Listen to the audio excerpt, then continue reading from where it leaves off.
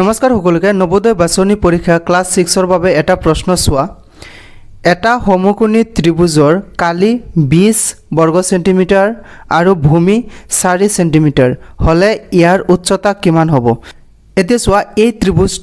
ত্ৰিভুজটোৰ কালি কিমান বুলি কৈছে কালি বুলি কৈছে 20 বৰ্গ সেন্টিমিটাৰ আৰু ইয়াত ভূমি কিমান দিয়া আছে 4 সেন্টিমিটাৰ ভূমি দিয়া আছে 4 সেন্টিমিটাৰ আমাৰ কি ওলাব লাগে উচ্চতাটো কি কৰিব লাগে ওলাব লাগে আমি জানো যে সমকোণী ত্ৰিভুজৰ কালি ½ * b * h এতিয়া চোৱা সমকোণী ত্ৰিভুজৰ কালি 20 বৰ্গ সেন্টিমিটাৰ দিয়া আছে ইয়াত আমি 20 লিখিলো ½ * b